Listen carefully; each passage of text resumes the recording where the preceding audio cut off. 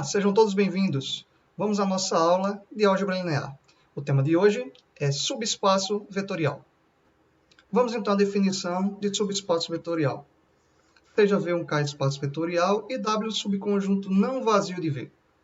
O subconjunto W é um subespaço vetorial de V se W restrito às operações de adição e multiplicação por escalar definidas em V é um K espaço vetorial. Aqui observemos primeiro o seguinte. Vejam que as operações definidas em W são as mesmas operações definidas em V. Por definição, para verificarmos se V é um subespaço vetorial, deveríamos verificar se W com essas duas operações satisfazem os 8 axiomas de espaço vetorial. A primeira pergunta que fica é: realmente é necessário verificar os 8 axiomas de espaço vetorial? Será que por ser um subconjunto de um espaço vetorial, não teríamos uma outra forma de verificar se esse subconjunto é um subespaço? O próximo resultado nos traz exatamente as condições necessárias e suficientes para afirmar se um subconjunto é ou não um subespaço vetorial. Esse teorema é chamado de Teorema da Caracterização de Subespaço Vetorial. Então, ele vai trazer para a gente as condições para um conjunto C ou não ser um subespaço vetorial. Então, vamos ao teorema. Seja V um K espaço vetorial e W um subconjunto não vazio. Então, W é um subespaço se e somente se satisfaz as seguintes propriedades. 1. Se U e V estão em W, então a soma está em W. 2. Se alfa é um escalar e V está em W, então a multiplicação por escalar alfa-V também está em W. Perceba que aqui é um se e somente se. Então, se é subespaço, atende a essas propriedades, e se atende a essas propriedades, é um subespaço. Ok? Vamos então à demonstração desse teorema. Inicialmente, vamos mostrar a ida, ou seja, mostramos inicialmente que se W é um subespaço, então satisfaz as propriedades 1 e 2. Bem, se W é um subespaço, por definição, W é um espaço. Então, W restrito às operações de adição e multiplicação por escalar definidas em V é um K espaço vetorial. Logo, para cada U e V do subconjunto W e para cada alfa no corpo, a soma continua no W e a multiplicação por escalar continua no W, pelo fato de ser um espaço vetorial.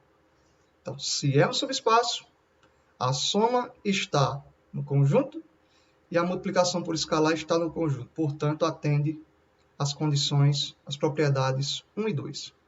Vejamos, então, a volta. Mostramos agora que se valem as propriedades, ou seja, dado um subconjunto não vazio no espaço vetorial, e nesse conjunto valem as propriedades 1 e 2, então esse subconjunto é um subespaço. Então, suponhamos inicialmente que valem as propriedades 1 e 2. Como estas propriedades 1 e 2 são exatamente as operações 1 e 2 definidas da definição do espaço vetorial, apenas restritas aos vetores de W, resta-nos mostrar, então, que os axiomas de espaço vetorial são satisfeitos. Então, já temos o conjunto, temos as duas operações, resta-nos mostrar, então, que valem os axiomas de espaço vetorial. Ora, mas pensemos com carinho nessa parte. Os axiomas 1A, 1B, 2A, 2B, 3A e 3B são automaticamente satisfeitos por todos os vetores de W. E por que isso acontece? Porque esses axiomas são satisfeitos para todos os vetores de V. Então, se eu tenho V e W é um subconjunto de V, o que vale para todos os vetores de V vale também para os vetores de W. Então, os axiomas 1A, 1B, 2A, 2B, 3A e 3B valem automaticamente para todos os vetores de W. Resta-nos, então, agora, mostrar que vale os axiomas 1C e 1D. Lembremos que axiomas são esses. Um C é a existência do vetor nulo, ou seja, em W tem que morar em W o vetor nulo. E para cada vetor de W, tem que ter o oposto ainda em W. Seja V um vetor qualquer de W. Pela propriedade 2, que é a nossa hipótese, αV mora em W para qualquer que seja o alfa. Tomando particularmente alfa igual a zero, segue das propriedades do espaço vetorial que o escalar 0 multiplicado por qualquer vetor dá o vetor nulo. Ora, mas se 0V mora em W, então 0 mora em W. Então, acabamos de mostrar que um C é válido. O vetor nulo mora no subconjunto W. De forma análoga, tomando o escalar agora alfa igual a menos 1, eu tenho que menos 1V, que é menos V, também mora em W. Então, mostramos anteriormente que 1A, 1B, 2A, 2B, 3A e 3B são válidos para quaisquer vetores de W, porque são válidos para quaisquer vetores de V, sendo W um subconjunto de V. E agora mostramos que um C é válido, ou seja, o vetor nulo mora no subconjunto W, e dado qualquer V no subconjunto, o oposto dele também mora no subconjunto. Assim, o subconjunto W, com as operações de adição e multiplicação herdadas de V, satisfaz os 8 axiomas de espaço vetorial. E assim W fica demonstrado que é um subespaço vetorial se somente se atende às propriedades 1 e 2.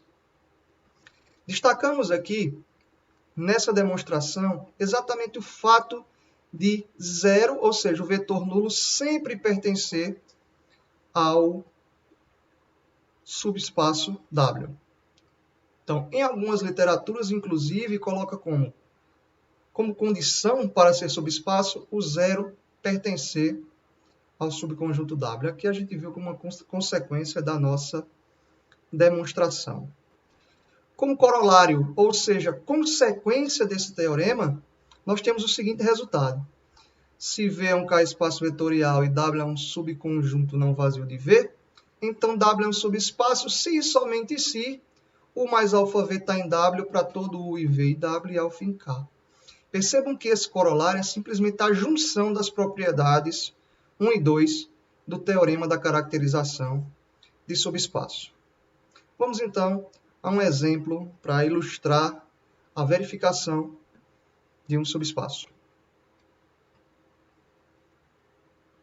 Seja V, o R2, e W, o subconjunto formado por todos os pares ordenados, em que o Y é igual a 2x, ou seja, W é o conjunto dos vetores do plano que tem a segunda componente igual ao dobro da primeira.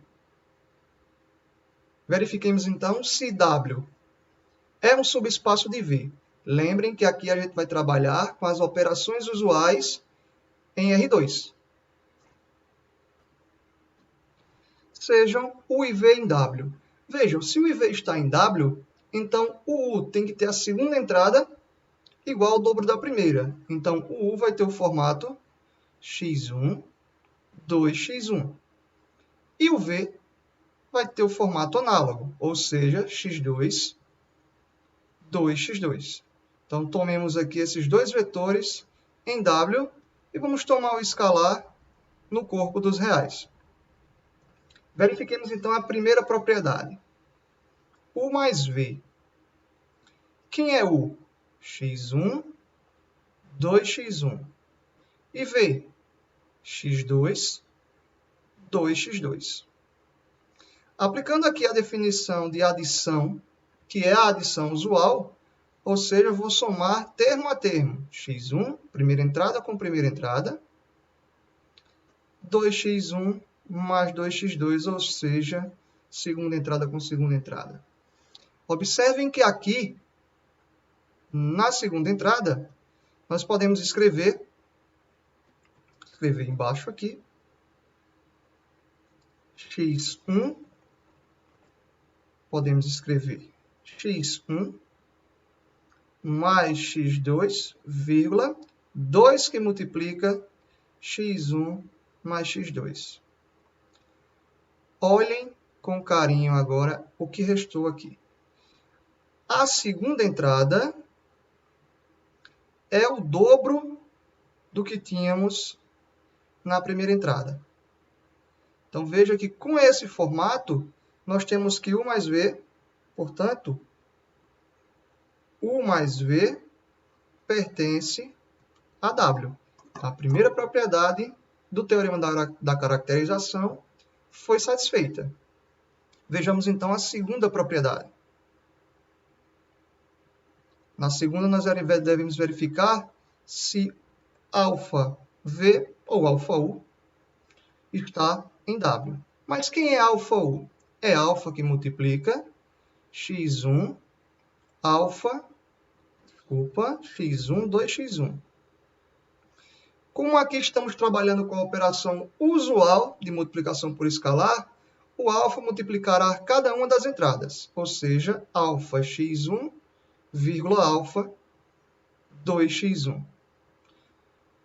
Fazendo uso aqui da associatividade dos números reais, temos αx1, 2 αx1. Observe novamente que a segunda entrada é o dobro da primeira entrada. Portanto, ∝U também mora em W, verificando assim a segunda propriedade do teorema da caracterização de subespaço vetorial. Portanto, W, definido dessa forma, é um subespaço vetorial de R2. Encerramos aqui a primeira parte da aula 2. Bons estudos!